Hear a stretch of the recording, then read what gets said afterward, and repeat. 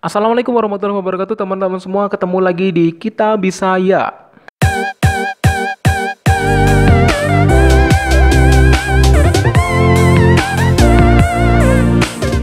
Baik teman-teman semua, kali ini kita akan membahas tentang soal SKB untuk CPNS Formasi Penyuluh Pertanian ya. Karena kemarin ada komen untuk memasukkan atau untuk membuat soal khusus untuk penyuluh pertanian. Dan jujur ya, jujur ini saya ngomong jujur, saya sendiri bukan jurusan dari penyuluh, bukan jurusan dari pertanian ya. Maka dari itu nanti tolong kalau misalnya ada kesalahan ataupun kekurangan dalam penyampaian saya, silahkan di komentar, diralat ya, diralat ataupun dikasih pembetulannya apa yang benar. Karena di sini saya hanya membantu untuk mendapatkan soal-soal yang berkaitan dengan penyuluh pertanian ya. Jadi ada beberapa penjelasan, ada beberapa soal yang saya kasih pembahasan dan juga ada juga soal yang tidak saya kasih pembahasan. Seperti itu ya. Baik, buat teman-teman yang belum klik tombol subscribe juga klik tombol loncengnya, silahkan klik dulu supaya nanti saya tambah semangat juga bisa memberikan soal-soal yang sekiranya bisa saya mampu untuk buat dan juga saya share di YouTube ya. Buat kalian juga yang belum klik tombol loncengnya, klik tombol subscribe-nya, silahkan klik dulu ya. Terima kasih, mungkin itu aja. Sekarang kita langsung masuk ke soal dan juga pembahasannya ya. Ingat, ada pembahasannya juga, tapi ada juga yang tidak pakai pembahasan. Kita masuk ke nomor 1 ya. Oh ya, ini nggak saya kasih nomor maksudnya. Label benih yang digunakan untuk menerangkan kelas benih dasar berwarna. Ingat ya, kelas benih dasar. Walaupun saya nggak tahu, saya tetap saya kasih pembahasan ya. Jadi ada beberapa yang saya kasih pembahasan, ada yang tidak. Nah, ya. A, jawabannya adalah yang apa? A, merah.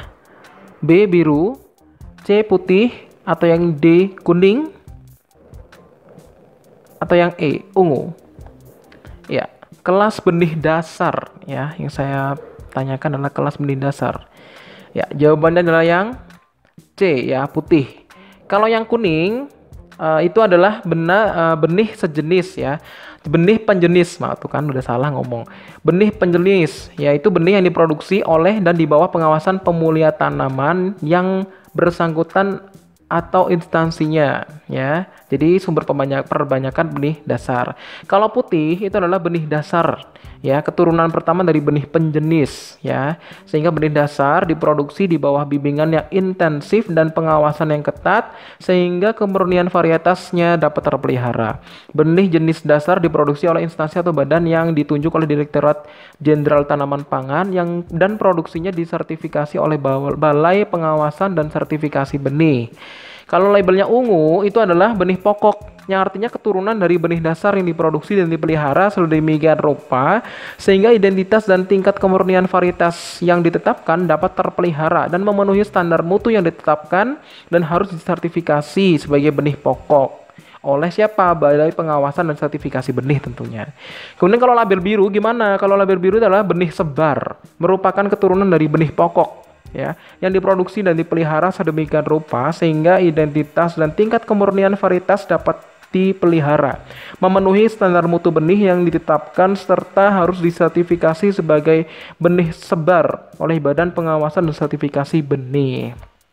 Begitu ya teman-teman ya. Ini kok kayak saya sok pinter banget ya, tapi yang jelas ini saya membantu ya. Tolong dikoreksi kalau ada yang salah teman-teman dari penyuluh pertanian ya. Baik, lanjut. Trips ya, trips itu merupakan hama yang ditandai dengan daun yang menunjukkan garis-garis keperakan. Hama ini sering menyerang tanaman apa? A, padi, B, jagung, C, cengkeh, D, cabai, atau yang E, labu. Ya, trips itu adalah menyerang cabai ya. Jadi hama trips menyerang tanaman cabai dengan cara menghisap cairan tanaman pada daun muda dan bunga. Gitu ya. Teman-teman silakan pelajari juga ya untuk yang menyerang padi apa, jagung, cengkeh, cabai, labu apa ya. Baik, lanjut. Izin percobaan pada pendaftaran pestisida diberikan untuk jangka waktu berapa lama? A, 3 bulan, B, 6 bulan, C, 1 tahun, D, 2 tahun, atau yang E, 3 tahun. Izin percobaan ya. Pendaftaran pestisida. Ya, jawaban adalah yang C ya, 1 tahun. Lanjut ya. Terjadinya kontak antara patogen dengan tanaman disebut apa? A. Inokulasi, B. Epiteliasi, C. Sklerosasi, D. Miseliasi, atau D. Desporasi. Ya, jawabannya adalah yang A ya, inokulasi. Inokulasi ya. Nah, jadi kalau epitelisasi terjadi pada 24 jam pertama ditandai dengan penebalan lapisan epidermis pada tepian luka. Oh, mungkin ini karena sayatan pada pohon ya. Kemudian kalau proses pembentukan misel, ya ini dari miseliasi ya, itu adalah sebagai miselisasi. Oh, saya namanya mesilisasi bukan mesiliasi ya. Yang saya cari itu namanya mesilisasi bukan mesiliasi. Dan merupakan bagian dari fase perilaku dari banyak lipid sesuai dengan polimorfisme. Saya kurang paham juga. Mungkin ini bahasa pertanian saya nggak paham. Paling mungkin biologi juga paham ya masalah ini. Saya nggak terlalu paham untuk ini. Baik ya, di jawabannya adalah inokulasi. Lanjut, pada budidaya kakao atau coklat, pemupukan pertama pada tanaman kakao dilakukan ketika tanaman telah berumur berapa minggu atau bulan setelah ditanam? A. 1 minggu, B. 2 minggu, C. 3 minggu, atau D. 1 bulan, atau D. E. 2 bulan. Ya, jawabannya adalah E ya, 2 bulan. Maaf. Jawabannya adalah 2 bulan. Mungkin ini saya kurang paham ya untuk berapa lamanya. Silahkan dipelajari sendiri ya. Kemudian cemaran dalam pangan segar asal tumbuhan yang berasal dari bahan hayati disebut dengan apa? A. Cemaran hijau, B. Cemaran alami, C. Cemaran biologis, D. Cemaran hayati, atau yang E. Cemaran biotik. Ya, jawaban adalah yang C ya, cemaran biologis. Lanjut ya. Di bawah ini merupakan penyakit-penyakit yang sering menyerang ternak ayam, kecuali A. Gumboro, B. Snot, C. AL, D. ND, AL atau AI ya itu ya. E. Brucellosis. Ya, jawaban adalah brucellosis. Karena brucellosis ini paling ditemukan pada ternak sapi dan sering dikenal dengan penyakit keluron menular. Keluron ya. Lanjut, kedelai yang disimpan dalam waktu lama harus dijemur setiap A. 1 bulan, B. 2 bulan, C. 4 bulan, D. 6 bulan, atau E. 8 bulan. Yang disimpan ya. Ya, jawaban adalah 2 bulan sekali harus dijemur ya. Kemudian, petani yang memiliki kemampuan dan karakter pionir di bidang agrobisnis disebut A. Petani andalan, B. Petani utama, C. Petani prima, D. Petani pionir, atau E. Petani perintis. Ya, jawabannya adalah yang A ya, petani andalan. Kemudian, nah, jenis tanah yang tidak sesuai untuk tanaman ketela pohon atau singkong ya. A. Aluvial, B. Litosol, C. Latosol, atau D. Potsolik merah kuning, atau grumosol. Ini lapisan-lapisan tanah yang cocok ditanami. Nah, ini mungkin bisa aja keluar nanti ketika SKB ya. Ya, jawabannya adalah litosol ya, dengan keterangan seperti ini. Ya, ini saya bagi dua ya untuk keterangannya. Kalau tanah regosol itu adalah dikeluarkan dari letusan gunung berapi yang belum mengalami perkembangan sempurna ya. Sehingga di sini jenis tanah ini bertekstur kasar dan berbahan organik rendah. Sifat demikian membuat tanah tidak dapat menampung air dan mineral yang dibutuhkan oleh tanaman dengan baik ya. Regosol cocok untuk tanaman palawija dan tanaman yang tidak membutuhkan banyak air, itu kalau regosol. Kalau litosol itu adalah yang hampir mirip dengan regosol karena sama-sama terbentuk dari aktivitas gunung berapi. Dia memiliki kedalaman yang dangkal dan pekat terhadap erosi. Cocok untuk tanaman palawija dan tanaman keras. Kemudian kalau latosol itu terbentuk dari pelapukan batuan sedimen dan metamorf. Tanah ini sebagian besar terbentuk dan berkembang di daerah yang lembab, dan sehingga mampu menyerap air dengan baik sehingga bisa menahan erosi. Cocok untuk tanaman tebu, coklat, kopi, karet ya. Kemudian lanjutnya, tanah organosol itu berasal dari pelapukan bahan organik. Tanah ini biasa ditemukan di daerah rawa atau daerah yang banyak tergenang air. Tanah organosol ini terbagi menjadi dua macam, yaitu tanah humus dan tanah gambut. Tanah humus itu berarti berasal dari pelapukan bahan organik khususnya tanaman yang sudah mati nih. Ya, sehingga subur, memiliki bahan organik yang tinggi dan warna tanahnya menjadi hitam, ya kan? Jadi cocok untuk pohon kelapa, nanas, padi. Kemudian tanah gambut itu adalah tanah hasil pembusukan bahan organik. Gambut tidak sesubur humus. Pembusukan bahan organik pada tanah gambut berlangsung dalam keadaan tergenang sehingga tanah menjadi anaerob dan terlalu masam. Contohnya itu tanaman kelapa sawit ya. Baik, kemudian ada gromosol. Gromosol ya. Gromosol itu terbentuk dari ketinggian tidak lebih dari 300 meter di atas permukaan laut dengan topografi yang berbukit. Tanah ini sangat lekat ketika basah dan menjadi pecah-pecah ketika kering. Ini mudah menyerap air yang tinggi dan juga mampu menyimpan hara yang dibutuhkan tanaman. Cocok untuk seperti rumput-rumputan dan juga jati. Nah, ini bagus ya. Kemudian aluvial, tanah aluvial adalah terbentuk dari material halus yang diendapkan dari aliran sungai. Tanah ini terbentuk dari jenis tanah muda karena belum mengalami perkembangan. Tanah ini memiliki ciri-ciri berwarna kelabu dengan struktur sedikit lepas-lepas. Kesuburan tanah aluvial tergantung pada sumber bahan asal aliran sungai, namun biasanya memiliki kandungan hara yang tinggi. Tanah yang ini cocok untuk padi, tebu, kelapa, dan buah-buahan. Itu ya keterangan dari jenis-jenis tanah cocoknya ditanami apa. Mungkin ini juga bisa aja sebagai referensi teman-teman ya. Lanjut ya. Kelompok bakteri yang dapat melakukan fotosintesis menggunakan cahaya matahari sebagai sumber energi dan karbon dioksida sebagai sumber karbon disebut A. Bakteri anaerob, B. Bakteri anaerob, C. Bakteri fotosintetik, atau D. Bakteri endofitik, atau E. Heterotropik. Ya, jawaban adalah yang C ya, bakteri fotosintetik. Maksudnya kalau aerob itu adalah bakteri yang tidak bisa hidup tanpa bantuan oksigen. Kalau anaerob berarti bakteri yang tidak dapat tumbuh dalam suasana oksigen. Karena sesuatu ini terbentuk H2O2 yang bersifat toksik atau racun ya terhadap bakteri. Kemudian kalau bakteri endofitik ya di situ ya, merupakan organisme menguntungkan yang berinteraksi dengan tanaman inang tanpa menyebabkan gangguan atau kerusakan pada tanaman. Beberapa studi menunjukkan bahwa beberapa bakteri endofit tertentu dapat memproduksi senyawa kimia yang memiliki efek bagi kesehatan, terutama bakteri endofit yang diisolasi dari tanaman obat, contohnya bilahong dan juga ketepeng Cina. Ya, itu ya. Lanjut. Bakteri heterotrofik itu adalah bakteri yang mendapatkan makanan yang berupa senyawa organik dari organisme lainnya.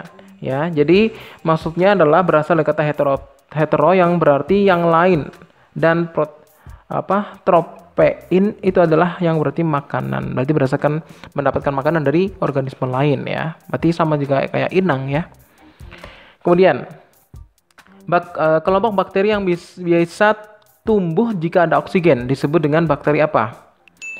Maaf, tadi sudah sebenarnya hanya bisa tumbuh dengan adanya oksigen. Tadi sudah dijelaskan ya bahwa bakteri yang bisa tumbuh dengan oksigen saja adalah bakteri aerobik.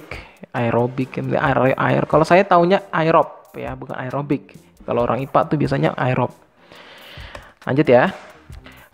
Suatu jenis penggunaan lahan yang melibatkan hubungan saling menguntungkan antara pohon dengan tanaman pertanian dan menghasilkan beberapa kombinasi pangan, kayu bakar, mulsa atau penggunaan lainnya adalah disebut apa? A. Agroindustri, B. Logging ya, C. Agrobisnis, D. Agrologi, atau E. Agroforestry.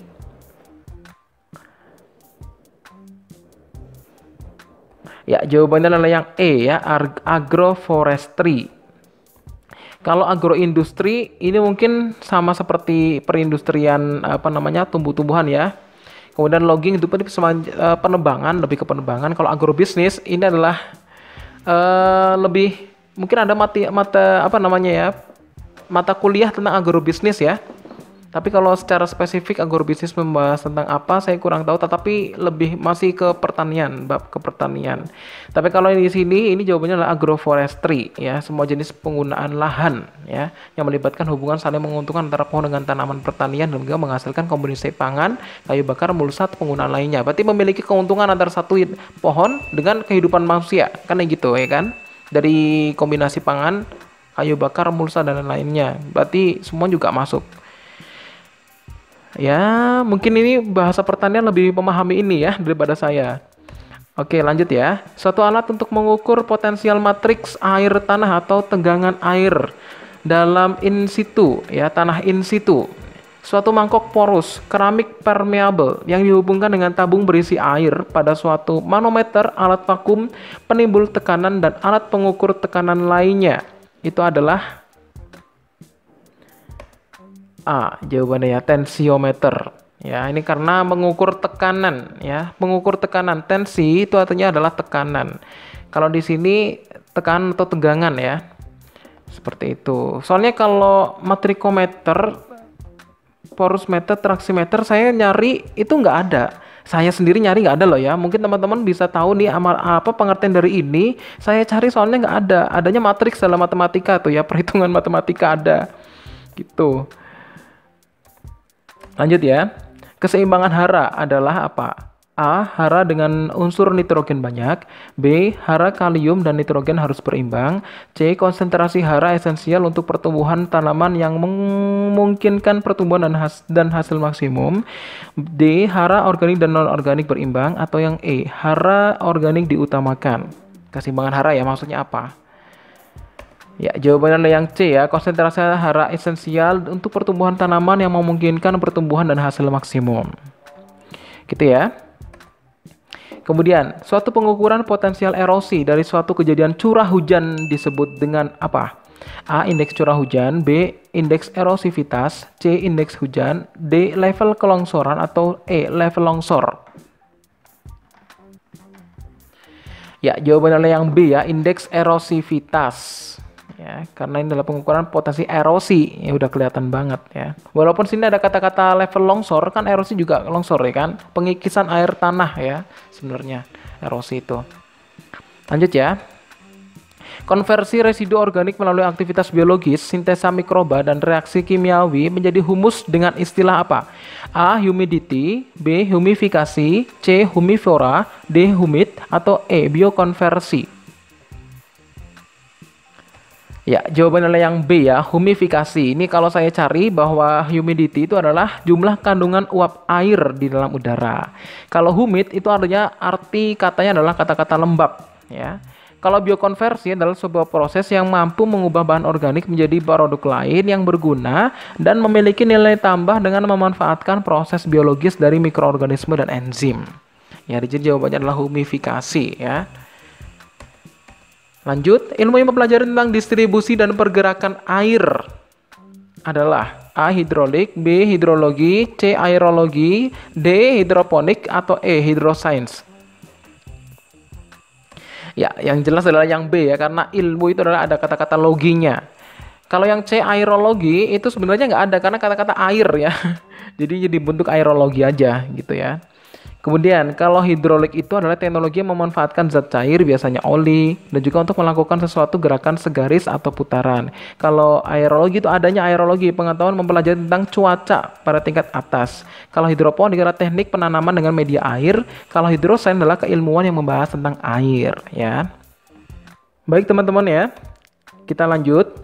Organisme uniseluler yang tidak punya membran inti terdiri atas subkelompok Eubacteria dan Archaebacteria yang disebut dengan A. Unikaryotik, B. Multikaryotik, C. Ankaryotik, D. Akaryotik, atau D. Prokaryotik.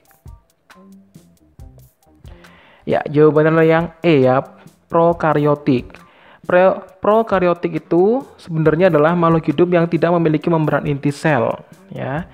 Jadi penjelasannya seperti itu, contohnya adalah bakteri Escherichia coli.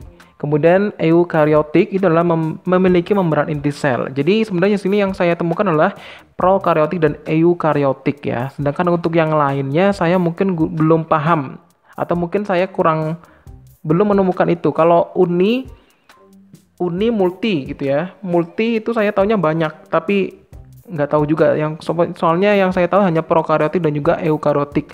Mungkin saya yang kurang belajar ya. Silakan Anda komen juga di bawah ya, boleh. Kemudian, kemampuan lahan dalam menghasilkan produksi dalam satuan luas disebut dengan apa? A. Produktivitas pertanian, B. Produktivitas lahan, C. Produktivitas sistem pertanian, D. Produktivitas tanah, atau E. Yang produktivitas panen. Ya, jawabannya adalah yang B ya, produktivitas lahan.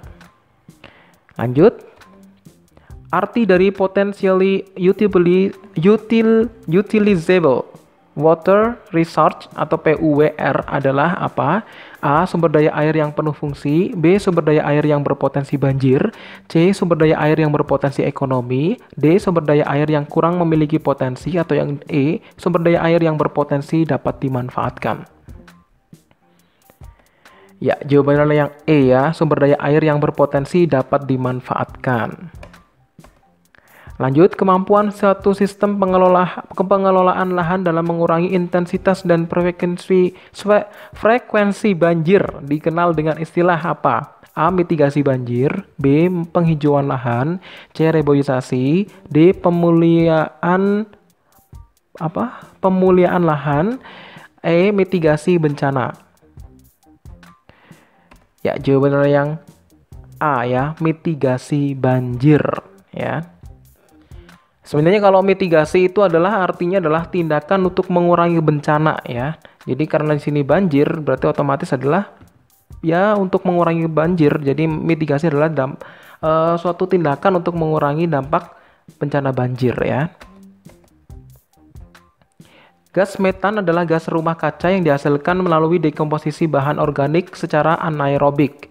Rumus kimia gas metan ini adalah apa? A. CH besar maksudnya ya, CH kecil itu ya. CH kecil, B. CH besar, C. CH2, CH3, atau D atau E. CH4. Ya, jawabannya yang CH4 ya, karena gas metan. Mungkin itu dulu teman-teman ya, sekian dulu untuk part satunya, nanti dilanjut ke part yang kedua. Jangan lupa untuk klik tombol lonceng dan juga klik tombol subscribe juga, supaya nanti kalian juga tahu untuk notifikasi untuk part 2-nya ya.